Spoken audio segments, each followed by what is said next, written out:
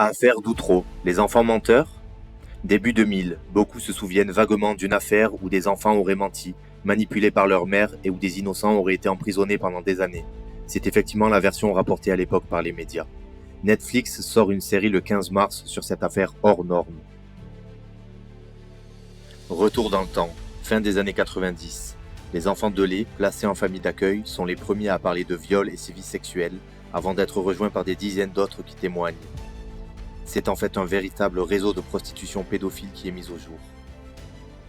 Les placés en garde à vue s'accusent les uns les autres, certains passent aux aveux et ils sont au final 18 à être incarcérés jusqu'au procès. L'un se suicide en prison.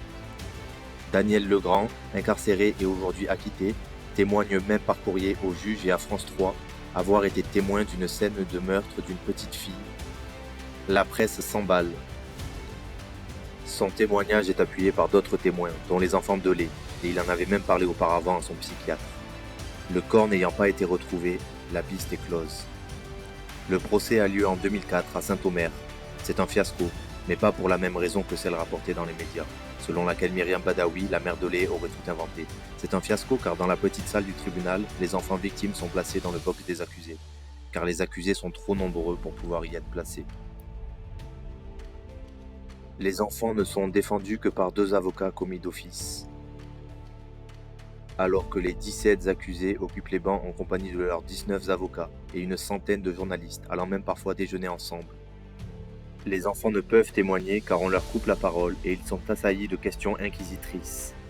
Jonathan Delay, 10 ans, se fait pipi dessus de peur face à la hargne de l'avocat Éric Dupond-Moretti au cours du procès. Rebondissement. La mère Delay, Myriam Badawi, déclare tout avoir inventé. Pour la défense et les médias, c'est la preuve que les enfants ont été manipulés et affabulés. Pourtant, dès le lendemain, elle se rétracte et revient à son témoignage initial, mais elle n'a plus de crédibilité. Avec le juge Burgot, les voilà boucs émissaires, et la version imposée dans les médias. Pourtant, le dossier contient toutes les preuves. Les journalistes n'épluchent pas les 12 000 pièces du dossier et rapportent les résumés fournis par la défense. La défense a d'ailleurs un monopole médiatique puisque les enfants et leurs 2 avocats ne parlent pas à la presse. Verdict, 11 condamnés et 6 acquittés. Et également 12 enfants reconnus victimes de viol et de proxénétisme. Un an plus tard, le procès en appel a lieu à Paris. C'est la même stratégie des avocats de la défense, ne pas permettre au procès de s'intéresser au contenu du dossier. Pour cela, on coupe la parole sans cesse aux enfants, on les traite de menteurs. Au silence du petit shérif de lait, face aux déstabilisations subies, l'avocat général se permet de demander s'il a été violé par des extraterrestres pour amuser la salle, hilar. Les experts sont également objets de harcèlement et ne peuvent déposer sereinement. Comble du procès et fait inédit, le procureur général de Paris, Yves Bott, présente ses excuses aux accusés devant les médias, avant même le rendu du verdict. Il avait avant essayé d'exiger que les délibérations soient assez rapides pour que le ministre de la Justice puisse présenter le verdict au journal de 13 heures. Résultat, tout le monde est acquitté, sauf les 4 qui n'avaient pas fait appel. Information intéressante, 5 des 12 enfants reconnus victimes proviennent de 2 des familles d'acquittés. Après l'épreuve de la détention, les acquittés ont tous les honneurs. 1h30 d'excuses et d'entretien avec le Premier ministre, un communiqué du président Chirac, des réparations entre 300 000 à 1 million d'euros chacun. Et un très bon réseau professionnel. L'une d'entre eux deviendra journaliste judiciaire. L'un publiera un livre porté à l'écran, présumé coupable. De l'autre côté, chacun des enfants ayant subi les nombreux viols aura bénéficié de 30 000 euros de réparation, souvent dilapidés à leur majorité.